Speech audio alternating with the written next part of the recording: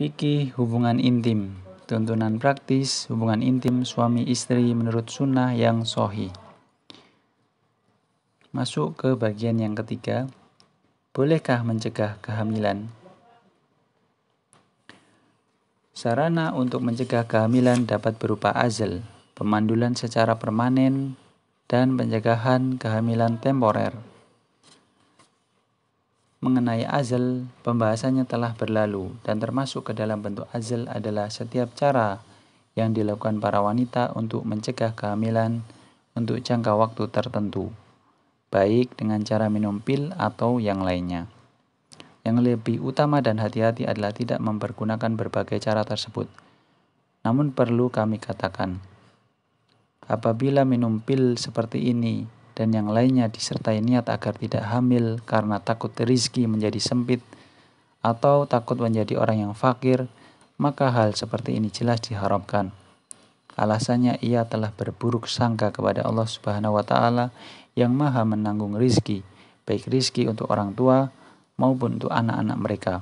Allah Subhanahu wa Ta'ala berfirman, "Wala taqtulu auladakum khasyata imlaq, nahnu narzuquhum wa iyyakum, inna qatlahum kana khita'an kabira." Janganlah kalian membunuh anak-anak kalian karena takut kemiskinan.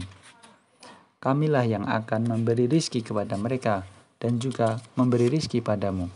Sesungguhnya membunuh mereka adalah suatu dosa yang besar.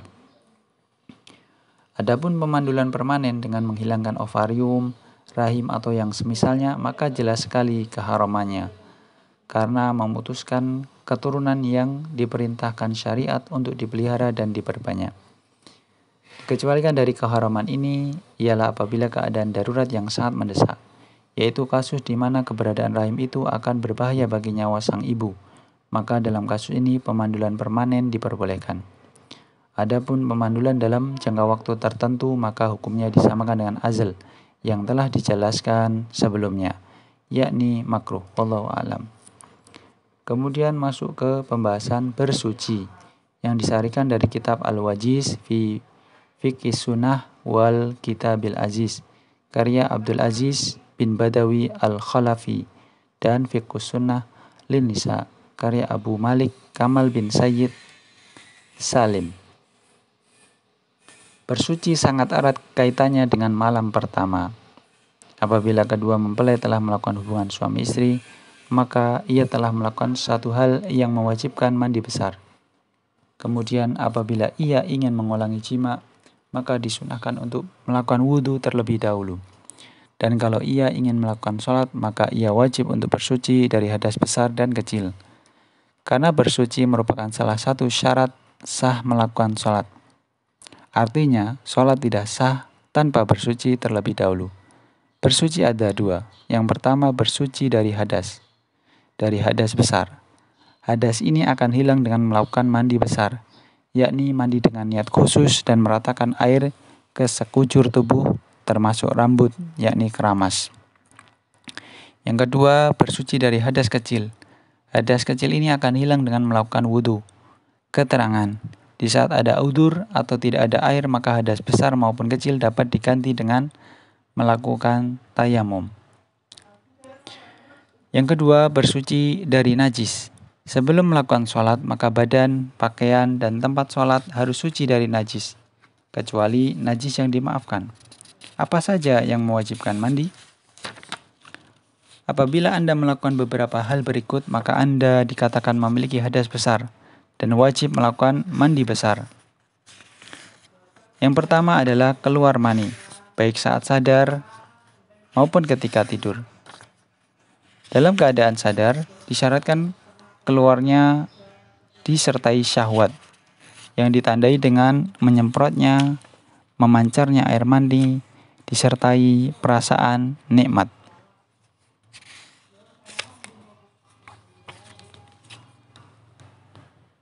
Kalau keluar mani dengan sebab cuaca dingin atau terlalu kelelahan atau tanpa disertai syahwat, maka tidak wajib mandi. Yang kedua, yang mewajibkan mandi besar yakni berjima atau bersenggama, yaitu memasukkan kemaluan suami ke dalam kemaluan istri, sekalipun tidak keluar mani. Adapun jika hanya menyentuhnya tanpa memasukkannya, maka tidak wajib mandi. Kecuali jika dengan menyentuh itu ia keluar air mani, maka ia wajib mandi. Yang ketiga, orang yang baru masuk Islam.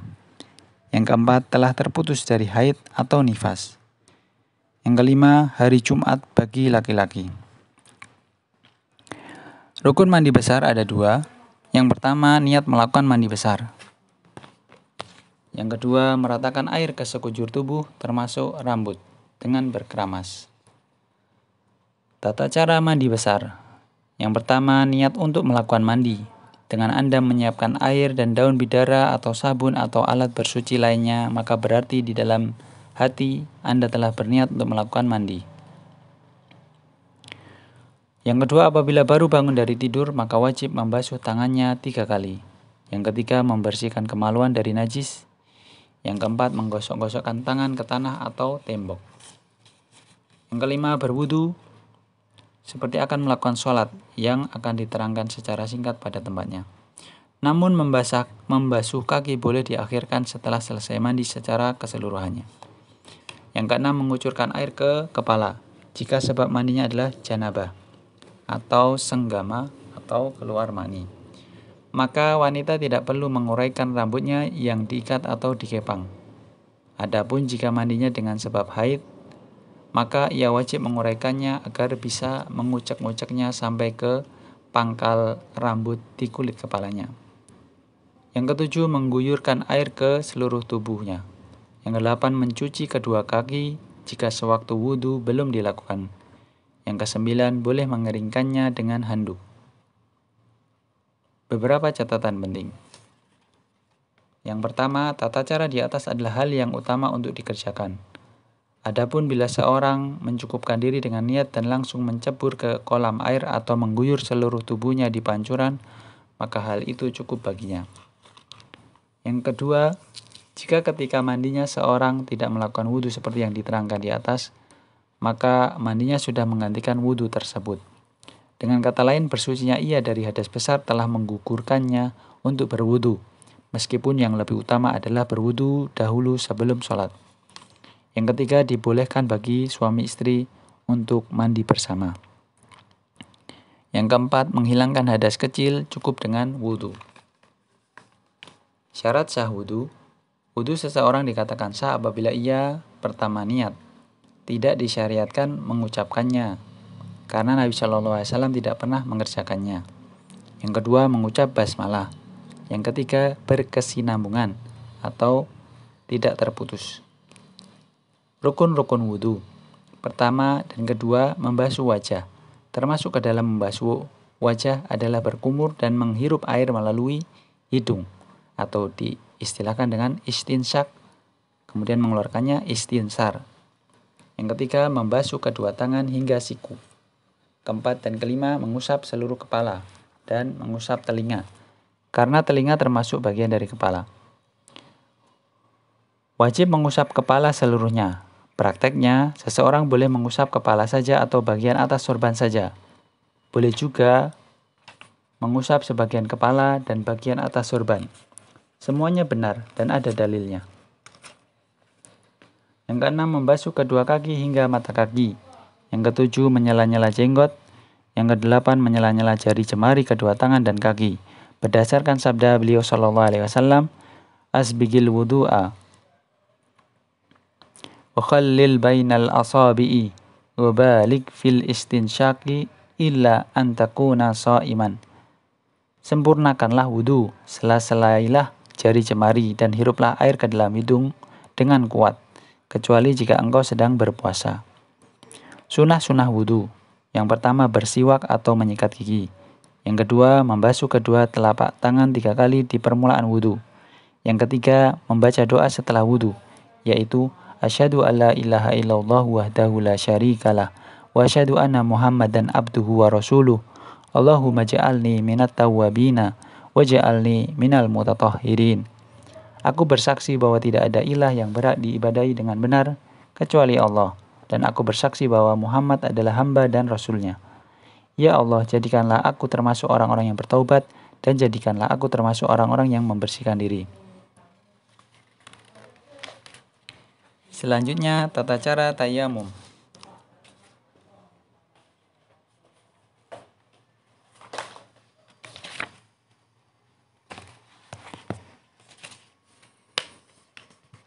Landasan pensyariat tayamum, Allah Ta'ala berfirman, wa in kuntum marda au ala safarin au jaa ahadum minkum minal ghaiti au lamastumun nisaa falam tajidu ma'an fatayammamu sa'idan thayyiban famsahu biwujuhikum wa aydikum minhu. Dalam Quran surat Al-Maidah ayat 6. Dan jika kamu sakit atau dalam perjalanan kembali dari tempat buang air atau menyentuh perempuan, lalu kamu tidak memperoleh air, maka bertayamumlah dengan tanah yang baik. Sapulah mukamu dan tanganmu dengan tanah itu. Rasulullah SAW bersabda, Innas sa'idat tayyiba tahurul muslimi wa illam yajidul ma'a asyra sinina. Sesungguhnya tanah yang suci adalah alat bersuci bagi seorang muslim, sekalipun ia tidak menemukan air selama 10 tahun. Yang kedua, sebab-sebab yang memperbolehkan tayamum. Tayamum diperbolehkan ketika tidak mampu menggunakan air, karena ketiadaan air atau khawatir parahnya penyakit yang diderita atau dingin yang sangat. Abu Ishaq berkata, as-sa'id adalah permukaan bumi. Diwajibkan bagi seorang yang bertayamum untuk menempukkan kedua tangannya pada permukaan bumi, tidak peduli apakah mengandung debu atau tidak. Karena as-sa'id bukanlah debu, ia adalah permukaan bumi, berdebu atau tidak. Dia melanjutkan, seandainya seluruh permukaan tanah adalah batu yang tidak ada debu di atasnya, lalu orang yang hendak bertayamum menepukkan tangannya ke atas batu itu, maka hal itu cukup baginya jika ia mengusapkannya ke wajahnya.